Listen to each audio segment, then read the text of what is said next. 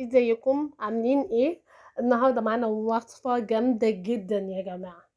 احلى لحمة ممكن تاكلوها. طبعا دي لحمة ريب اي جميلة جدا يا جماعة. انا ما اكلتش في حياتي قد اللحمة التحفة دي.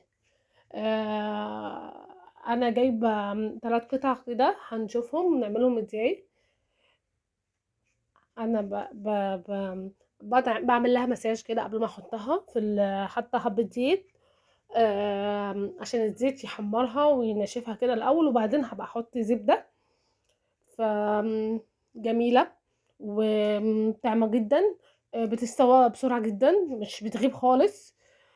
وبحب الدهن اللي فيها ده، بيبقى طعمه كويس جدا وحلو جدا. فبس كده انا بحطها اول حاجه في الزيت كده عشان تتحمر وتديني اللون الذهبي الحلو. الاكل ده مزاج بصراحه، وكل وقت للتاني احب اجيب حاجه مزاج يعني. اكلها وتبقى آم، حاجه كده منعشه تخليكي سعيده اساسا، يعني من غير اي حاجه. آم، فبس كده انا حطيتها و بشوحها جنب ده شويه وجنب ده شويه. الاول نديها الصدمه، فاخدت لون ذهبي كده، لون الاحمرار حلو، ولسه هتاخد لون احلى. روعه روعه، جربوها. احلى حته لحمه ريب اي دي. بس وبعدين ملحتها بقى، حطيت لها الملح والفلفل. انا ما حطيت لهاش الملح والفلفل في الاول، انا استنيت عليها لما تستوى شويه وتتحمر، تاخد الصدمه الاول وبعدين تحط لها الملح والفلفل. وحطيت لها الزبده، وبحط الزبده بكميه وهتعرفوا ليه بعد كده. عايزه كميه زبده كويسه. ماشي. وبعدين قلبتها الجنب التاني كده، اخدت اللون التحفه ده. وبعدين هملحها برضو وحط لها ملح وفلفل، وانا حطيت لها حبه زعتر كمان، بيخلوا الطعم كده يروح في حته تانية. بس ملح وفلفل وزعتر بس، احنا مش عايزين طعم اللحمه يروح. اللحمه يبقى طعمها حلو كده. تحفه يا جماعه، تحفه. وبعدين نشيلها من على النار. الزبده دي بقى دلوقتي هيتعمل فيها صوص حكايه حكايه. هنحط بصل، وانا حاطه حبه بصل اخضر معاهم. البصل الاخضر طعمه حلو، بيطعم حاجه كويس. انا حاطه بصل شرايح، وحاطه معاها بصل اخضر. تمام كده. حمرهم شويه في الزبده بتاعه اللحمه، ناخدوا طعم اللحمه. تمام كده. حطيت حته سمنه بلدي معاهم، برضه طعم السمنه البلدي غير، يعني احسن. يعني الزبده كويسه وكل حاجه، بس طعم السمنه البلدي بيدي نكهه جميله كده. كمان حطيت جزر. ماشي. وحطيت فلفل رومي. تمام. ونقلب، ندي تشويحة حلوة لكل ده. وبعدين مشروم. الصوص بقى اللي هيحصل ده بالمشروم حاجة ما روعة. هيبقى جميل جدا جدا جدا. حطيت حتة تومة صغيرة، انا مش من هواة التوم على اللحمة، بس انا شفت شيف قبل كده عملها فقلت اجرب. انا عمري ما حطيت اللحمه في التوم خالص، ما حطيتش فيها توم خالص. بس انا قلت هجمع، بس طلعت روعه يا جماعه، عشان نكهه جميله جدا. احنا كاسكندرانيه بنحب البصل بس، ما بنحبش التوم على اللحمه.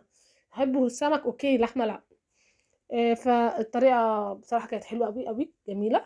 وحطينا بقيه التوابل اللي فاضت مننا لما تبلنا اللحمه. بعدين حفرنا كده في النص الزبده كده والسمنه البلدي في النص، حطينا فيهم معلقتين دي لحد ما اختفوا كده، وحمصتهم شويه، وقلبت كله على بعض بقى. ما اقولكوش حبه لبن بقى. ماشي. ولا كريمه ولا تكلفيها قوي، وكريمه غاليه جدا والله. فبدل ما اكلب جامد، حطيت حطيت لبن، تخلي ليها صوص حلو. روعة. عايزة اقول لكم الوصفة جميلة جدا جدا جدا.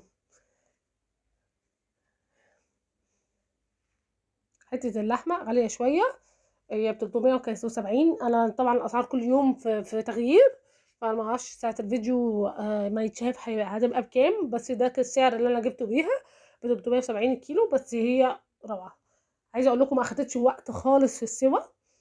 حلوه جدا جدا، طعمها تحفه. طعم الدهن اللي فيها كان عامل طعم جميل جدا. الصوص بعد ما تقل بقى من الدقيق واللبن كده ما اقولكوش، عامل الصوص ده عايز مكرونه لوحده يتاكل. بس انا يوميها ما كنتش عامله مكرونه، عايز مكرونه كده لوحده ويتاكل بيها من غير اللحمه، يعني حاجه واو يعني. جميله جدا. انا قليت بطاطس محمره بس، حبيتش يعني ساعتها ما كنتش عامله مكرونه وكده، فقلت ايه، انا بحب يعني مش كل مره اكل اللحمه وكده بالمكرونه وكده، بحب اكل بالعيش برضو.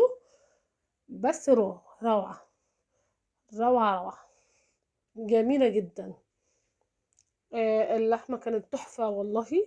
عايزاكم تجربوها، وهوديكم تجربه دلوقتي. الستيك اتقطع معايا بكل سهوله، بكل سهوله. عايزه اقول لكم روعه. صوص المشروم يا جماعه والله جميل جدا جدا، هيعجبكم خالص. تحفه، تحفه فنيه. وحجم اللحمه ما تغيرش وما كشش، وزي ما هو. والتقطيع جميله اهي. مش عايزاكم يعني تنسوا اللايك والدعوه الحلوه، والدعوه بظهر الغيب كده. ربنا يفرجها عننا جميعا يا رب. تحفه واستوت ورشقت فيها اهي، جميله جدا جدا جدا. دعوة حلوة يا جماعة. باي باي.